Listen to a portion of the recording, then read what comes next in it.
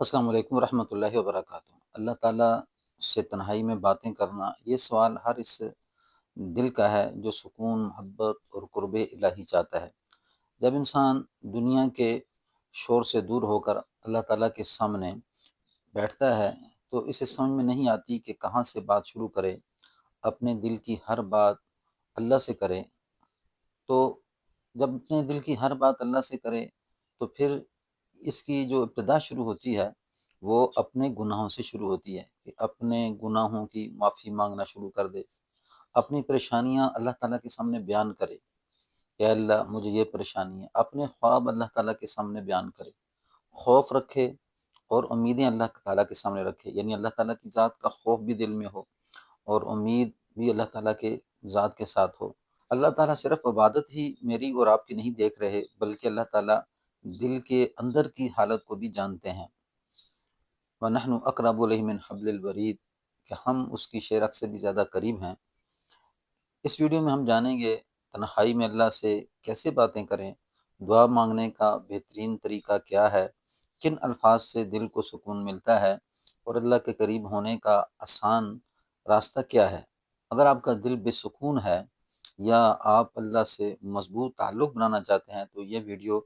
آخر تک ضرور دیکھیں۔ اصل میں اس میں سب سے ابتدا اگر ہم دیکھیں تو کچھ لوگ تو اللہ تعالیٰ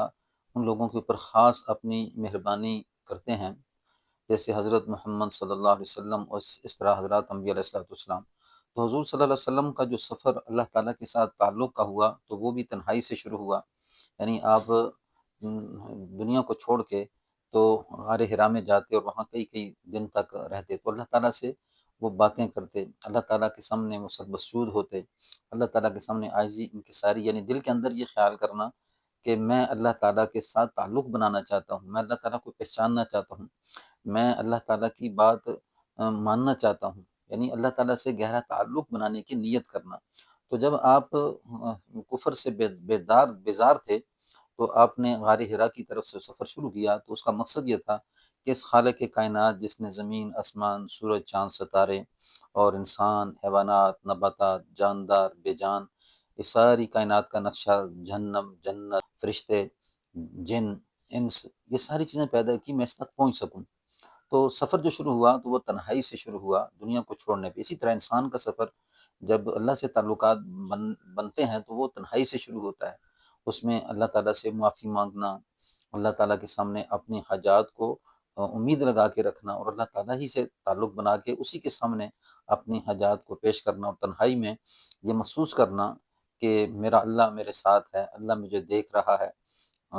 انسان تو اللہ کو نہیں دیکھ سکتا لیکن تصور اس کے دل کے اندر اس بات کا ہونا۔ اب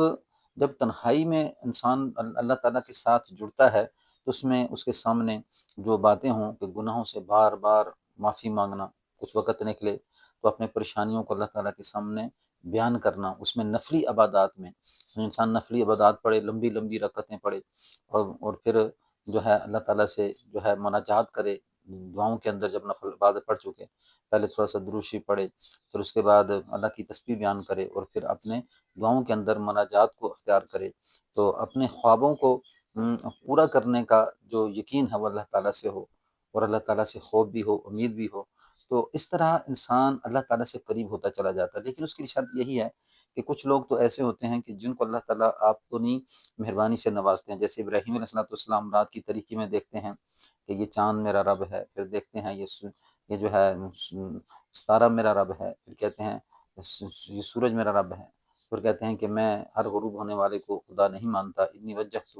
وجہ للذی فطر السماوات والارض حنیفا وما انا من المشرکین۔ اب تعلق بن چکا تو کچھ لوگوں کے اوپر اللہ کی خاص مہربانی ہوتی ہے، جیسے حضرات انبیاء علیہ السلام۔ اب یوسف علیہ السلام اپنے باپ سے جدا ہوتے ہیں، بہن بھائیوں سے جدا ہوتے ہیں، تنہائی میسر ہوتی ہے،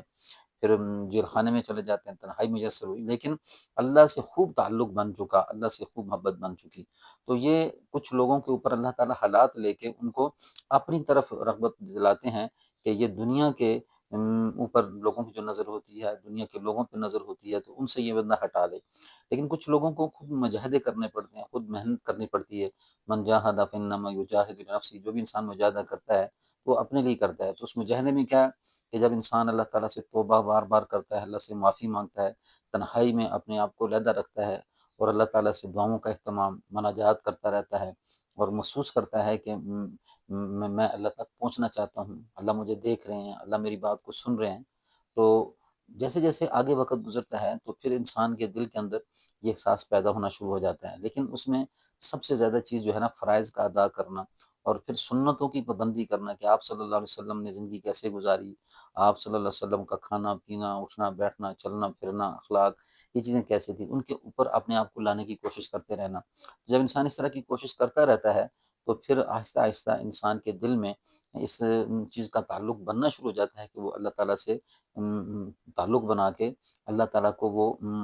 دیکھ تو نہیں رہا ہوتا، لیکن دل کے اس آنکھ سے اللہ کے بہت قریب ہو جاتا ہے، اسے محسوس ہوتا ہے کہ میرا اللہ مجھے دیکھ رہا ہے، اللہ میری بات کو سن رہا ہے۔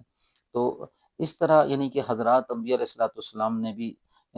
لوگوں کو اللہ کے تعلق میں بنانے کے لیے خوب محنتیں کی۔ اب آپ صلی اللہ علیہ وسلم کو آپ دیکھیں تو جب غار حرا سے باہر آئے، جب غار حرا سے واپس آئے تو کہنے لگے میں تو ہلاک ہو گیا، میں تو ہلاک ہو گیا۔ تو حضرت خدیجہ کہنے لگی رضی اللہ تعالیٰ عنہ کہ نہیں، آپ صدقہ کرتے ہیں، آپ غریبوں کو مسکینوں کا خیال کرتے ہیں، آپ ہلاک نہیں ہو سکتے۔ تو پھر آپ نے جو 13 سال مکے کے اندر زندگی گزاری تو سب مخالفت میں لوگ اتر چکے، یعنی آپ کے اپنے روٹھ چکے، لیکن آپ اللہ سے لو لگائے ہوئے تھے اور پورے عالم کو اس روشنی سے منور کر دیا، معطر کر دیا۔ اس طرح جب ایک انسان اللہ سے تعلق جوڑنے کی کوشش کرتا ہے تو اس میں عبادات کی طرف پہلے جاتا ہے، پھر اللہ تعالیٰ سے معافی کی طرف جاتا ہے، پھر اللہ تعالیٰ سے تعلق بنانے میں انسان آپ صلی اللہ علیہ وسلم کے ہر عمل کو، اٹھنا بیٹھنا چلنا پھرنا آپ صلی اللہ علیہ وسلم کی زندگی کے مطابق ہو، تو اس سے پھر اس کا سفر شروع ہوتا ہے۔ پھر چلتے چلتے یعنی کہ پھر انسان کو نیک ماحول جو ہے میسر ہو جانا، یہ اللہ تعالیٰ کی بہت بڑی رحمت ہے۔ انسان کو اللہ تعالیٰ جو ہے نا نیک ماحول نصیب فرما دیں، یعنی اچھا ماحول نصیب فرما دیں، جس سے انسان کیا ہے انسان اور اللہ سے اللہ کے قریب ہو جاتا ہے۔ تو ماحول کا بہت زیادہ اثر ہوتا ہے۔ انسان کوشش یہ کرے کہ نیک ماحول میں رہنے کی کوشش کرے، اچھے ماحول میں رہنے کی کوشش کرے، تو اپنے گناہوں پہ ندامت کرتے، ہو سکے تو کسی ایسے معتبر آدمی سے جو سلسلہ بیت میں ہو تو کسی بیت ہو لیا جائے، تو اس میں کیا ہوتا ہے کہ انسان کی اندر سے اصلاح ہونا شروع ہو جاتی ہے۔ تو اس طرح جا کے انسان اللہ تعالیٰ سے مناجات کر سکتا ہے، اللہ تعالیٰ سے تعلق جوڑ سکتا ہے اور پھر ایک اچھی زندگی جس کا مطالبہ اللہ تعالیٰ خود فرماتے ہیں وہ انسان گزار سکتا ہے۔